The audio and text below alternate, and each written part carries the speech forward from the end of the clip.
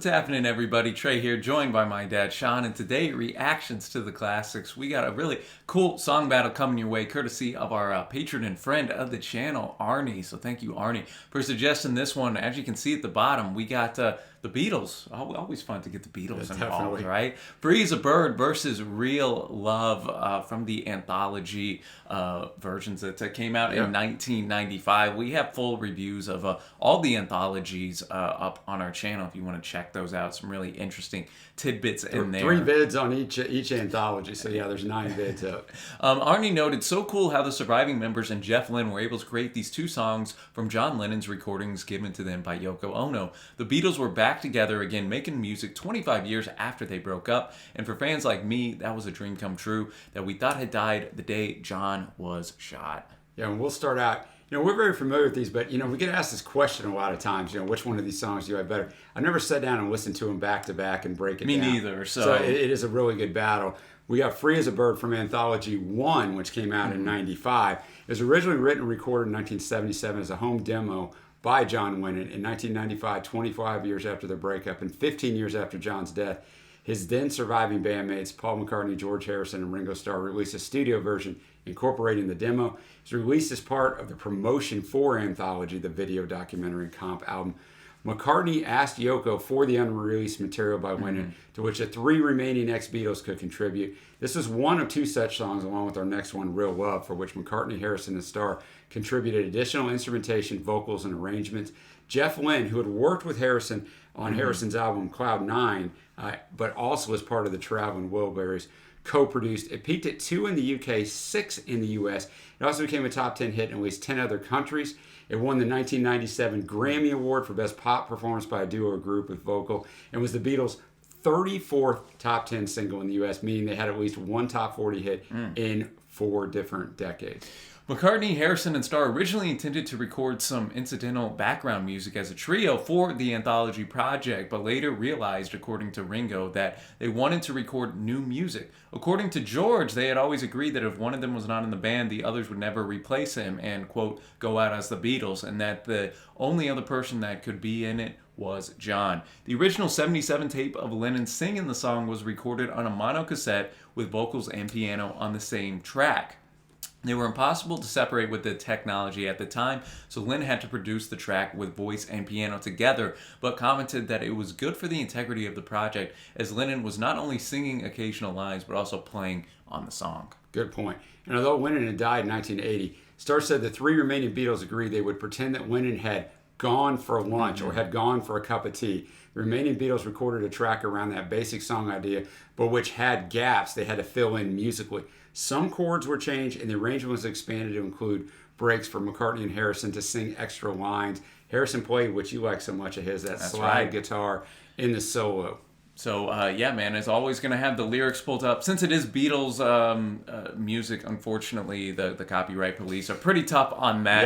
Yep. But there is a Vimeo link down below, man, where you have the full music in here, uncut, and all that good stuff, if you want to check that out and you're not familiar with the songs. But as always, going to have the lyrics pulled up, and then after that, we'll dive into Real Love. Let's do it. All right, Free as a Bird, man. Really, really cool song. I hadn't listened to it in quite some time, me man. neither. So this was fun to revisit, and just shout out to Jeff Lynne in particular for being able to splice all this together and make it come together into a really good track. Yeah, I agree. And shout out to Paul, because he wrote the bridge. Like the chorus is John's, and it fits seamlessly in the song. And he sings one of the bridge the first time, and then George gets to sing it the second time. But one of the things they were very strong on making new music is they wanted it to sound very Beatles-ly, is how they said it. I would say Beatlesque, but that's not how they said it. They wanted it to sound that way, and I think this really does. You mentioned it during the reaction.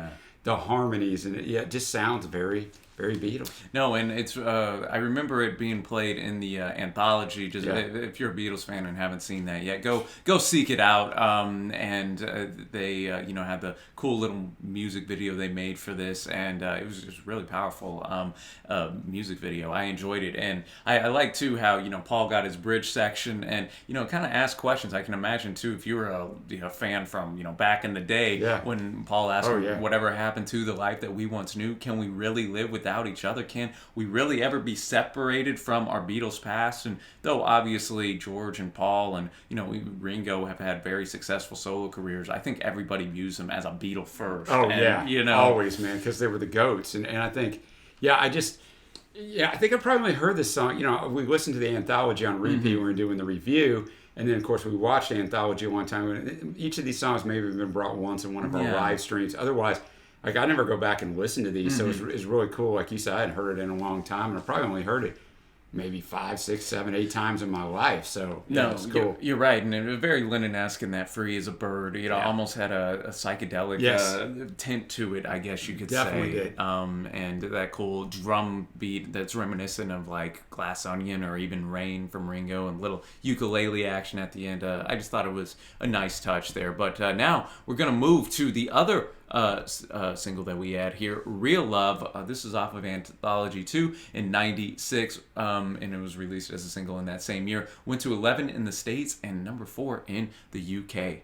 According to Beatles biographer John T. Mark, Real Love originated as part of an unfinished stage play that Lennon was working on at the time, titled The Ballad of John and Yoko. It was first recorded in 1977 with a handheld tape recorder on his piano at home, just like the previous track. Eventually, the work evolved under the title Real Life, a song which Lennon would record at least 6 times in 79 and 80, and then abandon.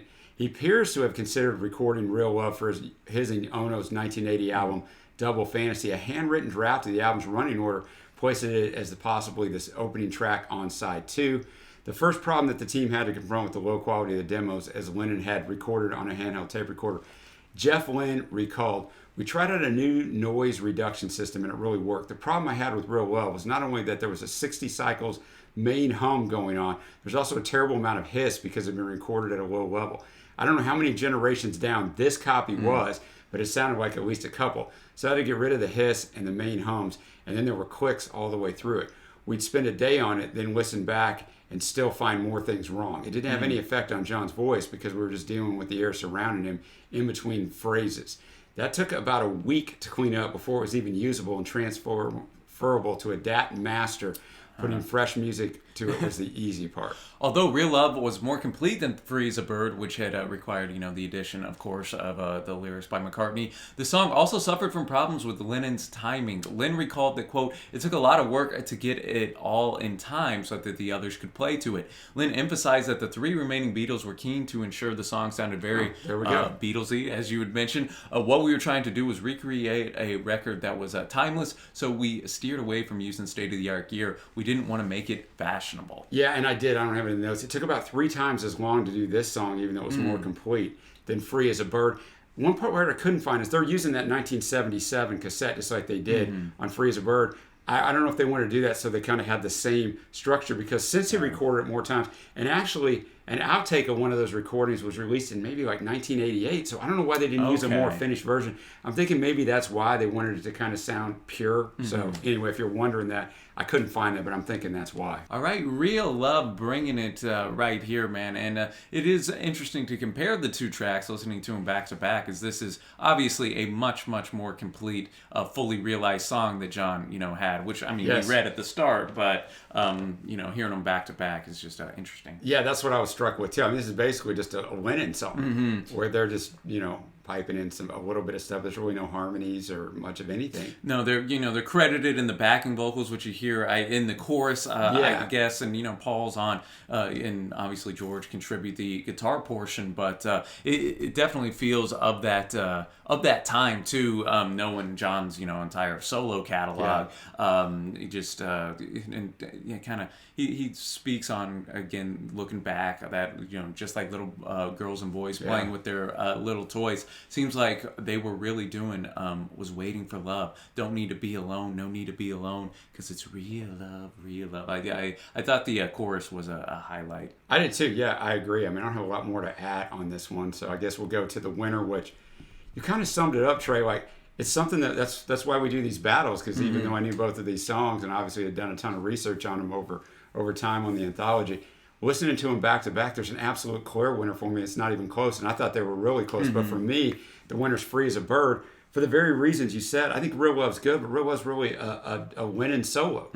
I think they did a really good job with what they did with it, but Free as a Bird, I got the harmonies. I got Paul in there. I got George in there along with John. It's like the best of all worlds together. So I had to go Free as a Bird. No, man, I'm with you. I'm going Free as a Bird as well. All due respect to the real love, for but sure. I think having those different vocal sections with Paul and George and John in there, and the little ukulele at the end, and just everything kind of coming together on Free as a Bird is cool. And maybe just because I know the music video for it too that they made running through my mind, and but a really fun and interesting and cool battle brought fantastic. to us by Arnie. And I know we got a lot of Beatles fans here, so let us know down below, man. Are you more a Free as a Bird person, or are you going with the real love? I think there'll be some strong takes on that, man. And if you want to be like Arnie and support us anyway, check out the Patreon link below, the Patreon link on the end screen. The patrons make this thing go. I'll also link a Beatles video on that end screen. We have more Beatles videos than anything up on the channel, over 60 of them. Check out the Beatles playlist we have. You can find reviews of every single album, song rankings of every single album, and everything else you can imagine. Yeah, and until next time, y'all, thanks for watching. Happy listening, and we will see ya.